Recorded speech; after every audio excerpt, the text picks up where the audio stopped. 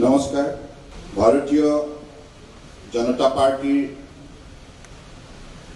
জনসম্বোধন সভাত আজি বিশেষভাৱে উপস্থিত থাকি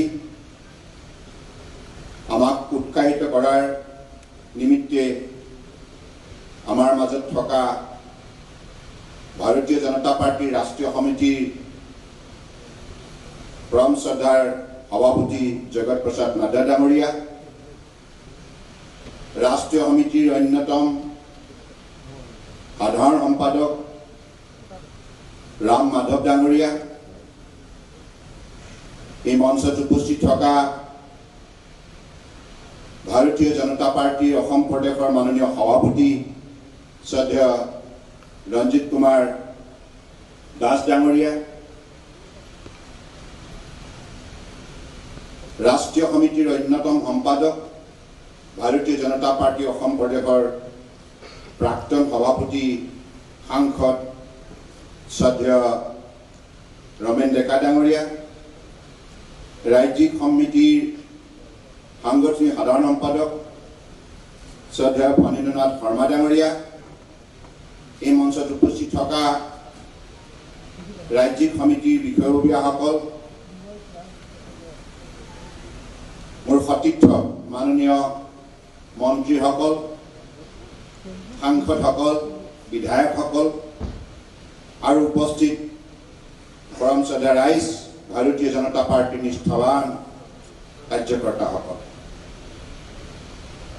জয় জয়তী আজি সুভাষখনত সমবেত হোৱা আপোনালোক সকলোৰে প্ৰতি মই মোৰ আন্তৰিক শ্ৰদ্ধা জ্ঞাপন কৰিছোঁ আৰু जगत प्रसाद नाडा जी लोई, राम माधव डांगरिया लोई, असम की जनता की तरफ से हृदय से मैं आभार व्यक्त करता हूँ। আজি आमार সকলোৰে বাবে এটি অত্যন্ত গুৰুত্বপূৰ্ণ দিন। এগৰাকী মহান ব্যক্তি আজি দিনটোতে আমাৰ পৰা বিদায় লৈছে। বিদায় লোৱাৰ প্ৰাক মুহূৰ্তত তেখেতে ভাৰতবৰ্ষৰ জনগণৰ বাবে, দেশৰ একতা অখণ্ডতা সাৰ্বভৌমত্বৰ বাবে সৰ্বস্ব ত্যাগ কৰি গ'ল। সেইগৰাকী মহান ব্যক্তি হৈছে ডক্টৰ শ্যামাপ্ৰসাদ মুখাৰ্জী। আজি তেখেতৰ স্মৃতিত বলিদান দিৱস কেৱল ভাৰতবৰ্ষতেই নহয়, যিমান ভাৰতীয় বিশ্বৰ বিভিন্ন প্ৰান্তত আছে সকলোৱে শ্ৰদ্ধা সহকাৰে তেখেতক স্মৰণ কৰিছিল আৰু হৃদয়ৰ পৰা গভীৰ শ্ৰদ্ধাঞ্জলি জ্ঞাপন কৰিছিল। তেওঁ যি আদৰ্শ এৰি গ'ল, সেই আদৰ্শকে আজি বহু বছৰৰ অন্তত দেশৰ আদৰ্শবাদী নেতা, প্ৰধানমন্ত্ৰী, সৎ নিষ্ঠাৱান কৰ্ম উদ্যোগী প্ৰধানমন্ত্ৰী নৰেন্দ্ৰ মোদী ডাঙৰীয়াই 370 অনুচ্ছেদ বাতিল কৰি ডক্টৰ শ্যামাপ্ৰসাদ মুখাৰ্জীৰ জীৱনৰ সপোন পূৰণ কৰিলে। এক বিধান, এক নিশান আৰু এক প্ৰধান, এই কথা বাস্তৱায়িত কৰি ভাৰতবৰ্ষৰ একতা অখণ্ডতা আৰু সাৰ্বভৌমত্বৰ শক্তি বৃদ্ধি কৰি প্ৰতিজন ভাৰতীয়ই ইয়াক লৈ গৌৰৱান্বিত। মই পুনৰ ডক্টৰ শ্যামাপ্ৰসাদ মুখাৰ্জী দেৱলৈ কোটি কোটি প্ৰণিপাত যাচিছোঁ, তেখেতৰ আশীৰ্বাদ বিচাৰিছোঁ। স্বাধীনতাৰ বিগত 7 দশকৰ ইতিহাসত নজিৰ সৃষ্টি কৰি 2016 চনত আমাৰ দলে মিত্ৰজোঁটৰ সহযোগত ৰাজ্যত চৰকাৰ গঠন কৰিলে। এই চৰকাৰ গঠন প্ৰক্ৰিয়াত অসমৰ বৰাক ব্ৰহ্মপুত্ৰ পাহাৰ ভৈয়ামৰ প্ৰত্যেকটো জাতি জনগোষ্ঠী ভাষা-ভাষী ধৰ্মৰ লোকে আমাক যেনেধৰণে সহযোগিতা আগবঢ়ালে, তাৰ বাবে আজি আমি 4 বছৰে সফলতাৰে আমাৰ চৰকাৰৰ কাৰ্যকাল সম্পূৰ্ণ কৰিলোঁ। আজি এই শুভক্ষণত মই অসমৰ প্ৰতিগৰাকী বৰাক ব্ৰহ্মপুত্ৰ পাহাৰ ভৈয়ামৰ বসবাস কৰা নাগৰিকক গভীৰ শ্ৰদ্ধা আৰু কৃতজ্ঞতা জ্ঞাপন কৰিছোঁ। ভাৰতীয় জনতা পাৰ্টিৰ কাৰ্যকৰ্তাসকলে দিনে নিশাই কঠোৰ পৰিশ্ৰম কৰি মূৰৰ ঘাম মাটিত পেলাই যেনেধৰণে 2016 চনত পৰিশ্ৰম কৰিছিল, এই পৰিশ্ৰমৰ অন্যতম ফলশ্ৰুতি আছিল আমাৰ চৰকাৰ। গতিকে সেইবাবে ভাৰতীয় জনতা পাৰ্টিৰ কৰ্মকৰ্তাসকল আমাৰ বাবে সদায় শক্তিৰ উৎস। আপোনালোক মহান। গতিকে আমি যি প্ৰতিশ্ৰুতিৰে 2016 চনত চৰকাৰ অধিষ্ঠিত হৈছিল, সেই প্ৰতিশ্ৰুতি আছিল অসমৰ জনগণে বিচাৰিছিল।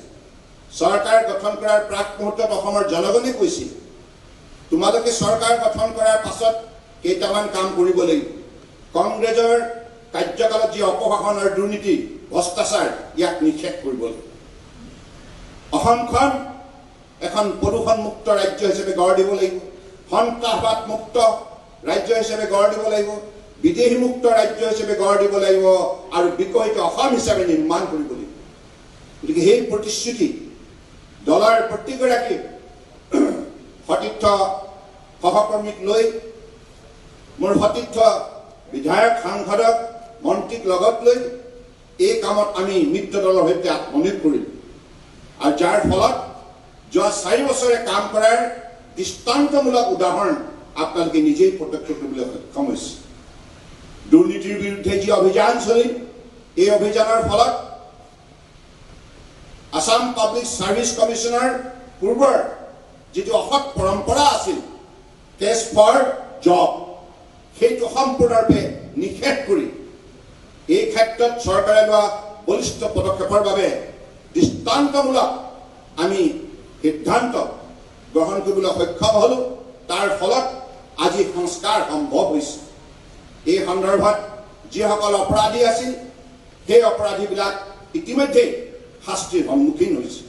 ইয়াৰ উপৰিও ছ'চিয়েল ৱেলফেয়াৰ হওক, পঞ্চায়ত এণ্ড ৰুৰেল ডেভেলপমেণ্টে হওক, ফুড এণ্ড চিভিল ছাপ্লাই হওক, বিভিন্ন পৰ্যায়ত থকা দুৰ্নীতিৰ নিৰ্মূল কৰাৰ যাত্ৰাত এইখন চৰকাৰে দৃঢ়তাৰে পদক্ষেপ গ্ৰহণ কৰিলে আৰু ফলাফল দিবলৈ সক্ষম হ'ল। গড় হত্যা কৰাৰ উপৰিও আমাৰ সন্মানৰ প্ৰতীক ৰাষ্ট্ৰীয় উদ্যান বেদখলৰ কবলত আছিল। গতিকে সেইবিলাকৰ বিৰুদ্ধেও শক্তিশালী পদক্ষেপ লৈ কাজিৰঙাৰ দৰে ৰাষ্ট্ৰীয় উদ্যান বেদখল মুক্ত কৰি এশিঙীয়া গড় বিচৰণ ভূমি এটা মুক্ত বিচৰণ ভূমি হিচাপে আজি গড় দিয়াৰ ক্ষেত্ৰত এইখন চৰকাৰে দৃষ্টান্তমূলক সিদ্ধান্ত গ্ৰহণ কৰিলে। চোৰাং চিকাৰী উৎপাত নাইকিয়া হ'ল, গড় নিৰাপদ হ'ল আৰু যিসকল চোৰাং চিকাৰীয়ে এশিঙীয়া গড় মাৰি অসমৰ ইতিহাস কলংকিত কৰিছিল, সেইসকলক ইতিমধ্যে ফাষ্ট ট্ৰেকৰ যোগেদি আদালতত বিচাৰ প্ৰক্ৰিয়া সম্পূৰ্ণ কৰি ইতিমধ্যে জেললৈ প্ৰেৰণ কৰা হৈছে। ইয়াৰ উপৰি যিসকলে মহিলাৰ অশালীন ব্যৱহাৰ কৰিছিল, মহিলাৰ স্বাভিমান হানি কৰিছিল, সেইসকলৰ বিৰুদ্ধেও শক্তিশালী সিদ্ধান্ত গ্ৰহণ কৰা হৈছে। ফাষ্ট ট্ৰেক কোৰ্টৰ যোগেদি বিচাৰ প্ৰক্ৰিয়া সম্পূৰ্ণ কৰি সেইসকলকো শাস্তি প্ৰদান কৰা হৈছে। এইখন চৰকাৰে তেনেধৰণে দুৰ্নীতিমুক্ত অসম নিৰ্মাণ কৰাৰ যাত্ৰাত দৃঢ়তাৰে কাম কৰি আহিছে আৰু কাম কৰি যাব। আৰু এই সকলোবিলাক সম্ভৱ হৈছে টিম আসাম মানসিকতাৰ বাবে। অৰ্থাৎ আমাৰ প্ৰতিগৰাকী মন্ত্ৰী, বিধায়ক, সাংসদ, প্ৰতিগৰাকী দলৰ কাৰ্যকৰ্তা সকলোৱে টিম আসাম মানসিকতাৰে আজি অসমৰ জনগণক আস্থাৰ বিশ্বাসত লৈ কাম কৰাৰ বাবে এই ফলাফল সম্ভৱ হৈছে। ইয়াৰ উপৰি আজি আমাৰ গড় ৰপ্তানি বিভাগত কম সময়ৰ ভিতৰতে 14,000 কিলোমিটাৰ ৰাস্তা নিৰ্মাণ হৈছে। বীৰ লাচিত বিৰচিলাৰাই নামেৰে 1000খন কাঠৰ দলং পকীকৰণ কৰাৰ যি সংকল্প গ্ৰহণ কৰা হৈছিল, ইতিমধ্যে 6খন দলঙৰ কাম সম্পূৰ্ণ হৈছে। স্বাস্থ্য বিভাগত পোনপ্ৰথমবাৰৰ বাবে 1952 চনৰ পৰা সুদীৰ্ঘ 2016লৈকে কেৱল অসমৰ বুকুত 6খন চিকিৎসা মহাবিদ্যালয় আছিল, কিন্তু আমাৰ 4 বছৰ কাৰ্যকালতে 8খনকৈ নতুন চিকিৎসা মহাবিদ্যালয়ৰ কাম আৰম্ভ কৰা হ'ল। কাৰণ অসমৰ ৰাইজে সদায় কয় আমাক ডাক্তৰ লাগে, ডাক্তৰ লাগে।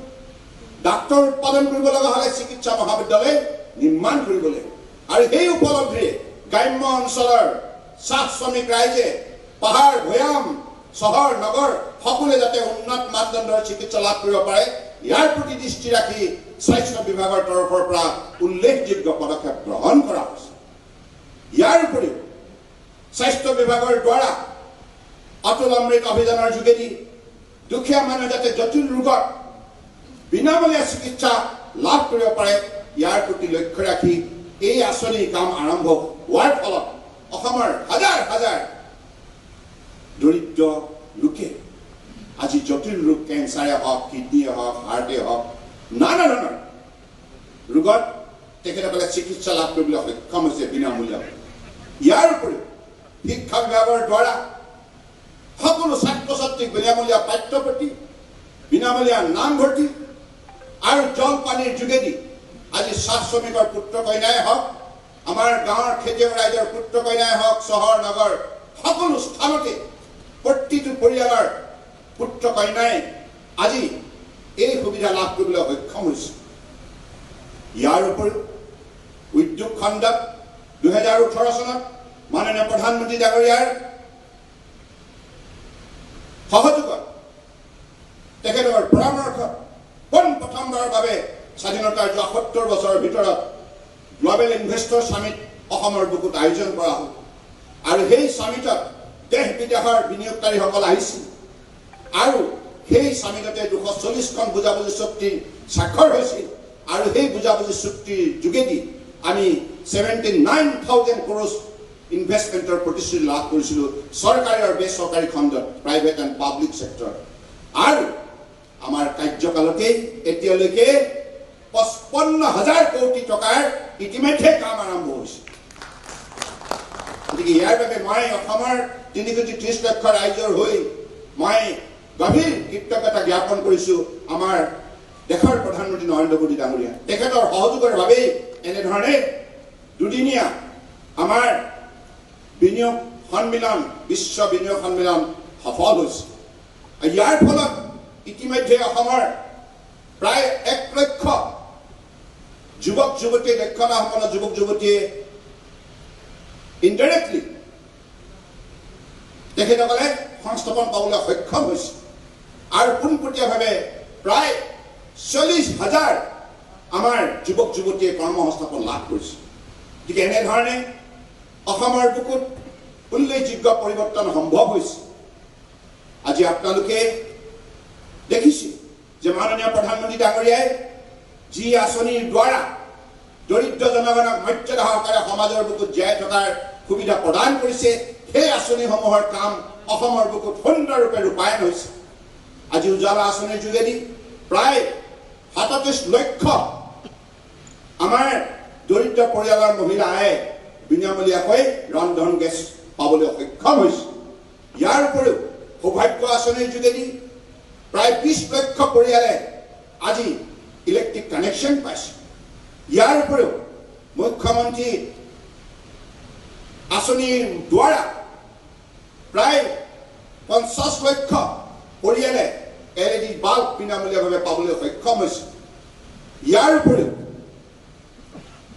স্বচ্ছ ভাৰত অভিযানৰ যোগেদি অসমৰ বুকুত দৰিদ্ৰ পৰিয়ালে প্ৰায় 37 লক্ষ শৌচালয় আজি পাবলৈ সক্ষম হৈছে প্ৰাইম মিনিষ্টাৰ আৱাস যোজনাৰ অধীনত 5 লক্ষ ঘৰ আজি পাবলৈ সক্ষম হৈছে গতিকে এনেধৰণে বিভিন্ন ধৰণৰ উন্নয়নমূলক কাম আজি অসমৰ বুকুত সম্ভৱ হৈছে এইভাবে যে অসমৰ জনগণে এইখন চৰকাৰক নিজৰ চৰকাৰ হিচাপে গ্ৰহণ কৰিছে আজি মাননীয় নৰেন্দ্ৰ মোদী ডাঙৰীয়াই অসম তথা উত্তৰ পূৰ্বাঞ্চলত তেখেতে 2014 চনত দায়িত্ব লৈ যিমানখিনি আমাক সহযোগিতা আগবঢ়ালে অসম তথা উত্তৰ পূৰ্বাঞ্চলক নিউ গ্ৰোথ ইঞ্জিন হিচাপে নামাকৰণ কৰি আমাক যিখিনি মৰ্যাদা দিলে আৰু ইয়াৰ উপৰিও অসমীয়া মানুহৰ স্বাভিমান আজি শক্তিশালী পথ তেখেতে যেনেধৰণে ইয়াক মৰ্যাদা দিলে আমাৰ অসমীয়া শিপিনীয়ে বৈ ওলোৱা গামোচাখনক বিশ্ব মঞ্চত স্থান দিলে অসমৰ বৰাক ব্ৰহ্মপুত্ৰ পাহাৰ ভৈয়ামৰ বৃহত্তৰ অসমীয়া জাতিৰ হৃদয়ৰ আমুঠ অতি মৰমৰ শিল্পী ডক্টৰ ভূপেন হাজৰিকা ডাঙৰীয়াক তেখেতে ভাৰত ৰত্ন মৰণোত্তৰভাৱে প্ৰদান কৰি আমাৰ স্বাভিমানক মৰ্যাদা প্ৰদান কৰি এনেধৰণে সমগ্ৰ অসমৰ ৰাইজৰ প্ৰতি মাননীয় প্ৰধানমন্ত্ৰী ডাঙৰীয়াই যিখিনি উল্লেখযোগ্য সহযোগিতা আগবঢ়াইছে এই কথা আমি কেতিয়াও পাহৰিব নোৱাৰোঁ। ইয়াৰ পূৰ্বতে কি পৰম্পৰা আছিল, কংগ্ৰেছৰ শাসনকালত প্ৰতিটো বস্তুৰ বাবে অসমৰ ৰাইজে আন্দোলন কৰিব লাগে। শৰাইঘাট দলঙে হওক, জুবিঘোপা দলঙে হওক, বগীবিল দলঙে হওক, শদিয়া দলঙে হওক, এইবিলাক তেখেতসকলে আন্দোলন কৰিব লগা হৈছিল। কিন্তু কংগ্ৰেছে কোনোদিনেই এই আন্দোলনক সঁহাৰি দিয়া নাছিল। কিন্তু আমাৰ কাৰ্যকালত আন্দোলন নকৰাকৈ মাননীয় প্ৰধানমন্ত্ৰী ডাঙৰীয়াই এতিয়ালৈকে 3খনকৈ নতুন দলং, শৰাইঘাটৰ দ্বিতীয় দলং, ঢলাশদিয়া দলং, বগীবিল দলং ইতিমধ্যে অসমৰ ৰাইজক উপহাৰ দিছে। ইয়াৰ উপৰিও ভোমোৰাগুৰিত অন্য এখন দলং নিৰ্মাণ চলি আছে আৰু এই গুৱাহাটীতে উত্তৰ গুৱাহাটী আৰু গুৱাহাটী দলং ইতিমধ্যে নিৰ্মাণ কাৰ্য চলি আছে। এনেধৰণে অসমৰ বুকুত এটা আমূল পৰিৱৰ্তন আজি অসমৰ ৰাইজে প্ৰত্যক্ষ কৰিছে আৰু নৰেন্দ্ৰ মোদী ডাঙৰীয়াৰ সহযোগত এইমছ আজি নিৰ্মাণ চাংচাৰিত হৈ আছে আৰু কৃষি গৱেষণা কেন্দ্ৰ গোগামুখত হৈ আছে। এনেধৰণে অসমৰ বুকুত নতুন নতুন অনুষ্ঠান প্ৰতিষ্ঠান গঢ় লৈ উঠিছে আৰু এই কাম সততা নিষ্ঠাৰে কৰাৰ বাবে সম্ভৱ হৈছে। গতিকে মই আশা ৰাখিছোঁ অসমৰ জনগণে আগন্তুক দিনত এইখন চৰকাৰে কাম কৰা যিবিলাক উল্লেখযোগ্য উদাহৰণ বা যিবিলাক উল্লেখযোগ্য পদক্ষেপ এই কথাবিলাক আন্তৰিকতাৰে বিবেচনা কৰিব। আৰু মই দলৰ মোৰ সতীৰ্থ সহকৰ্মীসকলক আহ্বান জনাইছোঁ যে আপোনালোকে আগন্তুক দিনত দৃঢ়তাৰে পঞ্চায়ত পৰ্যায়ত বিভিন্ন পৰ্যায়ত আপোনালোকে জনসাধাৰণৰ স্বাৰ্থত নিষ্ঠাৰে আপোনালোকে আত্মনিয়োগ কৰক, কাৰণ জনসাধাৰণে আমাক বহুত মৰম দিছে। আজি ভাৰতীয় জনতা পাৰ্টীৰ বিশেষকৈ মাননীয় ৰাষ্ট্ৰীয় অধ্যক্ষ জগত প্ৰসাদ নাড্ডা ডাঙৰীয়াক মই বিশেষভাৱে ধন্যবাদ জনাইছোঁ যে কোভিড-19ৰ বিৰুদ্ধে যিখন যুঁজ অসমৰ 330 লক্ষ মানুহে দৃঢ়তাৰে শৃংখলাবদ্ধভাৱে দিছে, এই যুঁজ চলি থকাৰ সময়ত তেখেতে যিখিনি আন্তৰিকতাৰে অসমৰ ৰাইজক সহযোগিতা আগবঢ়ালে আৰু আমাৰ ৰাজ্যিক সভাপতি ৰঞ্জিত দাস ডাঙৰীয়াৰ নেতৃত্বত ভাৰতীয় জনতা পাৰ্টীৰ 42 লাখ কাৰ্যকৰ্তাই তৃণমূল পৰ্যায়ত লকডাউন 1, লকডাউন 2, লকডাউন 3, লকডাউন 4 প্ৰতিটো পৰ্যায়তে ৰাইজক যেনেধৰণে নিস্বাৰ্থভাৱে সহযোগিতা আগবঢ়ালে, বিভিন্ন ধৰণৰ অত্যাৱশ্যকীয় সামগ্ৰী যোগান ধৰি, তাৰ বাবে মই ৰঞ্জিত দাস ডাঙৰীয়াৰ লগতে আমাৰ 42 লক্ষ ভাৰতীয় জনতা পাৰ্টীৰ কাৰ্যকৰ্তাকো আন্তৰিকতাৰে কৃতজ্ঞতা জ্ঞাপন কৰিছোঁ। আৰু এই কোভিড-19ৰ বিৰুদ্ধে দক্ষতাৰে যোগ্যতাৰে যুঁজ দিয়াৰ ক্ষেত্ৰত আমাৰ স্বাস্থ্য বিভাগৰ স্বাস্থ্যমন্ত্ৰী ডক্টৰ হিমন্ত বিশ্ব শৰ্মা ডাঙৰীয়া আৰু ৰাজ্যিক মন্ত্ৰী পীযুষ হাজৰিকা ডাঙৰীয়াই স্বাস্থ্য বিভাগৰ বিষয়া কৰ্মচাৰীসকলক লৈ দিনে নিশাই যিখিনি পৰিশ্ৰম কৰিছে তাৰ বাবে মই তেখেতসকলকো কৃতজ্ঞতা বিশেষভাৱে ধন্যবাদ জনাইছোঁ। ইয়াৰ উপৰিও আমাৰ প্ৰতিগৰাকী মন্ত্ৰীক দুখন জিলাৰ তত্বাৱধানৰ দায়িত্ব দিয়া আছিল, তেখেতসকলেও এই তত্বাৱধানৰ দায়িত্ব নিষ্ঠাৰে পালন কৰিছে আৰু কোভিড-19ৰ বিৰুদ্ধে যুঁজ দিয়াৰ ক্ষেত্ৰত স্বাস্থ্য বিভাগৰ ডাক্তৰ, নাৰ্ছেছ, আশা কৰ্মকৰ্তাসকল, আমাৰ MPW কৰ্মকৰ্তাসকল, লেবৰেটৰী টেকনিচিয়ানসকল, চাফাই কৰ্মকৰ্তাসকল, এম্বুলেন্সৰ চালকসকল, তেখেতসকলক সহযোগ কৰা সহযোগীসকল সকলোকে মই বিশেষভাৱে আন্তৰিক শ্ৰদ্ধা আৰু কৃতজ্ঞতা জ্ঞাপন কৰিছোঁ, কাৰণ তেখেতসকলে সন্মুখৰ পৰা কৰোনা ভাইৰাছৰ বিৰুদ্ধে ৰাইজৰ স্বাৰ্থত দৃঢ়তাৰে যুঁজ দিছে আৰু এখেতসকলক স্বাস্থ্য বিভাগৰ কৰ্মকৰ্তাসকলক সমান্তৰালভাৱে সহযোগিতা কৰিছে অসম পুলিচৰ বিষয়া কৰ্মচাৰীসকল আৰু পৰিবহণ বিভাগৰ বিভিন্ন বিষয়া কৰ্মচাৰীৰ লগতে লক্ষ লক্ষ আমাৰ হাজাৰ হাজাৰ ট্ৰাক আৰু বাছৰ চালকসকল, তেখেতসকলৰ সহযোগীসকল, লগতে এই লকডাউন পিৰিয়ডত ৰাইজক অত্যাৱশ্যকীয় সামগ্ৰী যোগান ধৰাৰ ক্ষেত্ৰত, খাদ্যবস্তু যোগান ধৰাৰ ক্ষেত্ৰত ভূপেন চিভিল ছাপ্লাই বিভাগৰ কৰ্মকৰ্তাসকলে লোৱা পদক্ষেপ, শক্তি বিভাগৰ কৰ্মকৰ্তাসকলে বিজুলী যোগান ধৰাৰ ক্ষেত্ৰত লোৱা পদক্ষেপ আৰু সমগ্ৰ অসমতে স্যানিটাইজেশন ড্ৰাইভ কৰাৰ ক্ষেত্ৰত পাব্লিক হেলথ ইঞ্জিনিয়াৰিঙে লোৱা পদক্ষেপ, ফায়াৰ ব্ৰিগেডে লোৱা পদক্ষেপ আৰু আমাৰ ভিলেজ ডিফেন্স পাৰ্টিৰ লগতে বিভিন্ন পৰ্যায়ত মাননীয় গাঁওবুঢ়াসকল, পঞ্চায়তৰ নিৰ্বাচিত প্ৰতিনিধিসকল, আমাৰ চাহ বাগানৰ চৰ্দাৰসকল, লাইন চকীদাৰসকল সকলো পৰ্যায়তে যেনেধৰণে আমাৰ জনগণে এই মুহূৰ্তত আমাক সহযোগিতা আগবঢ়ালে তাৰ বাবে আজি অসম চৰকাৰে যোগ্যতাৰে এই কোভিড-19ৰ বিৰুদ্ধে যুঁজখন দিয়াৰ ক্ষেত্ৰত সফলতা অৰ্জন কৰিছে। স্বাস্থ্য বিভাগে কম দিনৰ ভিতৰত যিখিনি আন্তঃগাঁথনি অৱস্থা স্বাস্থ্য খণ্ডত টনকিয়াল কৰিলে, তাৰ ফলত আজি সংক্ৰমণৰ সংখ্যা বৃদ্ধি হ'লেও আমি হতাশগ্ৰস্ত হোৱা নাই, কাৰণ আমাৰ মাজত সেইখিনি আত্মবিশ্বাস দুগুণে বৃদ্ধি হৈছে, যাৰ বাবে আজি স্বাস্থ্য বিভাগে লোৱা পদক্ষেপ আমি সকলোৱে বিশেষভাৱে তেখেতসকলে লোৱা পদক্ষেপক আমি আন্তৰিকতাৰে আজি শলাগ লৈছোঁ। গতিকে মই আশা ৰাখিছোঁ যে আগন্তুক দিনত আমি সকলোৱে মিলি অসমৰ পৰিৱেশ আমি সকলো সময়তে সুস্থ সবল কৰি ৰাখিম। বৰাক ব্ৰহ্মপুত্ৰ পাহাৰ ভৈয়াম আমাৰ মাজত সমন্বয় ধাৰা শক্তিৰ ৰূপত আমি ৰক্ষা কৰিম। শান্তি, সম্প্ৰীতি, ভাতৃত্ববোধৰ বন্ধুত্ব, এই চাৰিটা শব্দ আমাৰ কৰ্মজীৱনত আমি সকলো সময়তে মানৱীয় দৃষ্টিভংগীৰে মূল্যাংকন কৰিম। কাৰণ আমাৰ পৰম শ্ৰদ্ধাৰ প্ৰধানমন্ত্ৰী নৰেন্দ্ৰ মোদী ডাঙৰীয়াই বাৰম্বাৰ এই সূত্ৰ আমাৰ হাতত অৰ্পণ কৰিছে, সবকা সাথ, সবকা বিকাশ, সবকা বিশ্বাস। গতিকে এই নীতিৰ দ্বাৰা অসমৰ বুকুত ভাৰতীয় জনতা পাৰ্টি নেতৃত্বাধীন মিত্ৰজোঁট চৰকাৰখনে চৰকাৰ চলাইছে আৰু সেইবাবে আজি আমি বিভিন্ন ক্ষেত্ৰত বিভিন্ন বিষয়ত সফলতা অৰ্জন কৰিবলৈ সক্ষম হৈছোঁ। আপোনালোকে শুনি ভাল পাব, অসমৰ খেতিয়কৰ উৎপাদিত শাক পাচলি আৰু ফল মূল এতিয়া বিদেশ বজাৰত বিক্ৰী কৰিবলৈ সক্ষম হৈছে। পোনপ্ৰথমবাৰৰ বাবে ভাৰতীয় জনতা পাৰ্টিৰ নেতৃত্বাধীন মিত্ৰজোঁট চৰকাৰখনৰ কাৰ্যকালতে অসমৰ খেতিয়কৰ স্বাভিমান বৃদ্ধি হৈছে, আৰ্থিকভাৱে স্বাৱলম্বী হোৱাৰ দিশত কৃষক অগ্ৰসৰ হৈছে। মাননীয় প্ৰধানমন্ত্ৰী ডাঙৰীয়াই 20 লাখ কোটি টকা আত্মনিৰ্ভৰ ভাৰত অভিযানৰ সন্দৰ্ভত তেখেতে ঘোষণা কৰিছে আৰু ইয়াক বিভিন্ন খণ্ডত কেনেধৰণে ব্যয় কৰা হ'ব আমাৰ কেন্দ্ৰীয় বিত্তমন্ত্ৰী নিৰ্মলা সীতাৰমণ ডাঙৰীয়ানী আৰু ৰাজ্যিক মন্ত্ৰী অনুৰাগ ঠাকুৰে ইতিমধ্যে এই কথা বিতংভাৱে ব্যাখ্যা কৰিছে আৰু আমিও অসমৰ বুকুত ইয়াৰ পৰা অধিক লাভ উঠাবৰ বাবে আমিও প্ৰয়াস কৰিছোঁ। সেইবাবে আমি state level bankers committee meeting কৰিছোঁ, অৰ্থনীতিবিদসকলৰ লগত আলাপ আলোচনা কৰি তেখেতসকলৰ আমি প্ৰতিবেদন গ্ৰহণ কৰিছোঁ। গতিকে মই সকলোকে আহ্বান জনাইছোঁ যে আগন্তুক দিনত আমি সকলোৱে মিলি অসমখন এখন বিকশিত ৰাজ্য হিচাপে, আটাইতকৈ শক্তিশালী ৰাজ্য হিচাপে ভাৰতবৰ্ষৰ বুকুত গঢ় দিব লাগিব। আৰু আজি ইয়াত উপস্থিত থকা মই পুনৰ সকলোকে শ্ৰদ্ধা আৰু কৃতজ্ঞতা জনাইছোঁ। परम आदरणीय हमारे राष्ट्रीय अध्यक्ष जगत प्रसाद नड्डा जी और महामंत्री राम माधव जी, आप सबको हमारी तरफ से फिर से धन्यवाद देता हूं।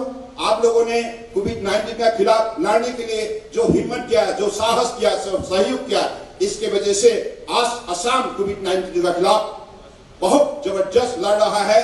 और ये मानना है जैसे परम आदरणीय प्रधानमंत्री जी ने जैसे हमें कहा, उसी हिसाब से हम कोविड-19 को मतलब कोरोना वायरस को डिफीट करके हमारा समाज को सुरक्षित करेंगे। धन्यवाद। भारत माता की।